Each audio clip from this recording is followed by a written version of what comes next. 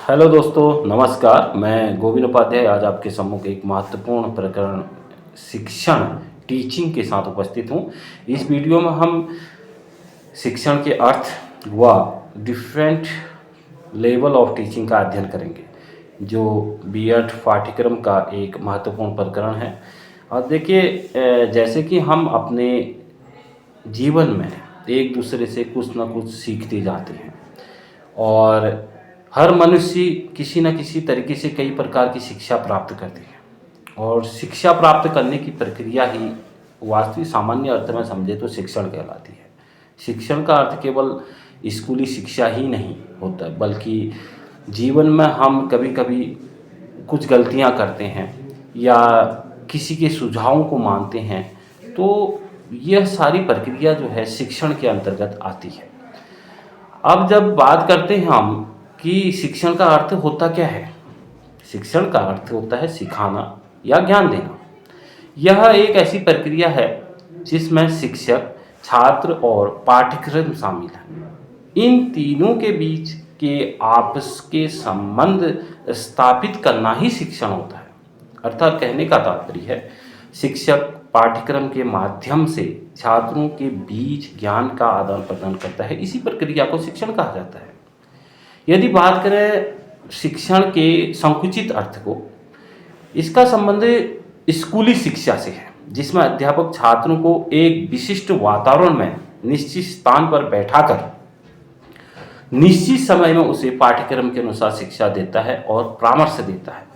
वहीं शिक्षण का व्यापक अर्थ समझे तो उसका अर्थ क्या होता है कि एक व्यक्ति औपचारिक और अनौपचारिक ढंग से जीवन भर जो भी कुछ सीखता है वह व्यापक शिक्षण का अर्थ होता है। द्वारा छात्रों के ज्ञान में वृद्धि के लिए प्रेरणा का विकास होता है। वे स्वयं ज्ञान प्राप्त करने की प्रक्रिया से सीखते हैं।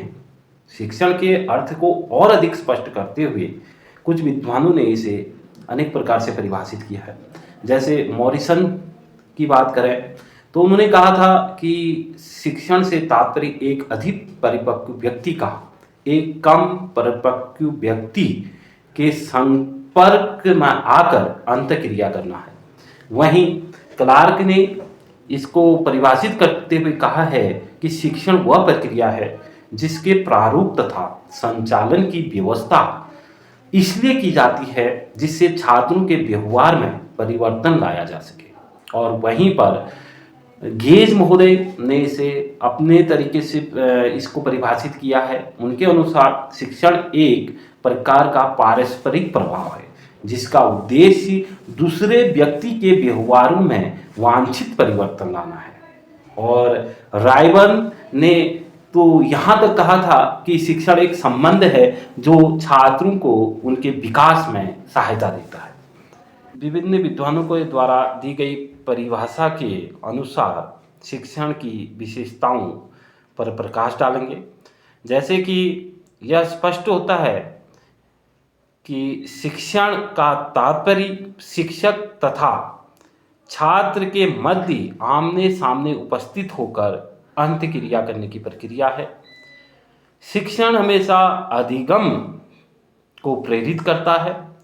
शिक्षण औपचारिक तथा अनौपचारिक प्रक्रिया है। औपचारिक का तात्पर्य है जहाँ पर बिना नियमों, बिना योजनाओं के कार्य को संपादित किया जाता है। और अनौपचारिक का तात्पर्य है कि जहाँ नियम, समय और अनुशासन के द्वारा अधिगम प्रक्रिया को जो है संचालित की जाती है। और इसी के साथ साथ शिक्षण बालक को अपने वातावरण में समायोजन करने के लिए तैयार करता है। शिक्षण एक सुनियोजित व उद्देश्यपूर्ण प्रक्रिया है। शिक्षण ज्ञान तथा सूचनाएं प्रदान करने का कार्य करता है।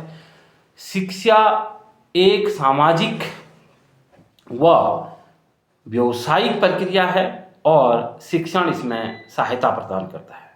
शिक्षण कला एवं विज्ञान दोनों है। शिक्षण प्रत्यक्ष और अप्रत्यक्ष दोनों रूपों में होता है। शिक्षण में मनोविज्ञान के सिद्धांतों का प्रयोग होता है। शिक्षण में भाषा के विकास द्वारा संप्रेषण होता है। तो तो ये सारी विशेषताएं हमारे सामने शिक्षण की विशेषताओं के अध्ययन करने के पश्चात अब हम बात करेंगे लेवल ऑफ टीचिंग, शिक्षण के स्तर। देखिए, हम जानते हैं कि बालक के सर्वांगीण विकास के लिए यह आवश्यक है कि शिक्षक के द्वारा समर्पण भाव व जुनून के साथ कार्य किया जाए और उसको समाज के द्वारा यह भी जिम्मेदारी दी गई है कि वह जिन छात्रों को पढ़ा रहा है उनको एक सामाजिक आकार प्रदान करें, वो शिक्षा करने के पश्चात सामाजिक विकास में अपना सहयोग प्रदान कर सकें। शिक्षा का मुख्य उद्देश्य ही बालक का सर्वांगीण विकास है और साथ साथ छात्रों का बौद्धिक, मानसिक एवं शारीरिक तीनों पक्षों के विकास से जब हम गुजरते हैं तो शिक्षक को उसके उद्देश्यों की प्राप्ति होती है। इसलिए यह आवश्यक है कि शिक्षा प्रदान करने के लिए छात्रों को उनके मानसिक, बौद्धिक, शारीरिक, भावात्मक, क्रियात्मक विकास के आधार पर शिक्षा प्रदान की जाए। इन सभी आवश्यकताओं को स्वीकार करते हुए विद्वानों ने शिक्षण के 3 स्तर बताए हैं, जो हैं जो पहला स्तर है, फर्स्ट लेवल है, वह है मेमोरी लेवल, जिसका प्रतिपादन हर्बर्ट के द्वारा किया गया था। सेकंड लेवल अंडरस्टैंडिंग लेवल, जिसका प्रतिपादन मॉरिसन के द्वारा किया गया। तीसरा स्तर है रिफ्लेक्टिव लेवल, चिंतन स्तर, जिसका प्रतिपादन हंट के द्वारा किया गया था। अब देखिए, इन तीनों स्तरों को समझना हमारे लिए बहुत आवश्यक है। अब हम बात करेंगे टीचिंग के फर्स्ट लेवल, जिसका नाम है मेमोरी लेवल। मेमोरी जो है एक मानसिक प्रक्रिया है जो प्रत्येक प्राणी में कम या अधिक मात्रा में पाई जाती है। वस्तुतः जब व्यक्ति किसी वस्तु, पदार्थ अथवा स्थान को देखता है तो उस पदार्थ की जो है प्रतिमा या चिन्ह उनके मस्तिष्क में बन जाते हैं और उन्हीं प्रतिमा तथा चिन्हों के संचित रूप को हम मेमोरी के रूप में जानते हैं।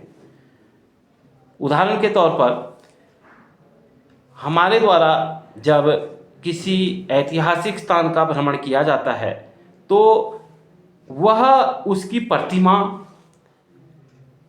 हमारे मस्तिष्क में कम या अधिक दिनों तक स्थायी रहती है। याद करने के पश्चात हमें बहुत सारी चीज़ें पुनः स्मरण में आ जाती हैं और कुछ चीज़ें हम भूल जाते हैं। तो ये मेमोरी जो है वो प्रत्येक प्राणी के मस्तिष्क में स्थायित्व के संबंध में यदि बात करें तो कम समय या अधिक समय तक रहती है। यहाँ पे शिक्षा शास्त्रियों ने कहा है कि बालक के जो है शैशवावस्था तथा बाल्यावस्था के दौरान उसे मेमोरी लेवल का शिक्षण कराना चाहिए। कहने का तात्पर्य है कि उसे किन्हीं चीज़ों को रटाना, तथ्यों को याद कराना, इन चीज़ों पे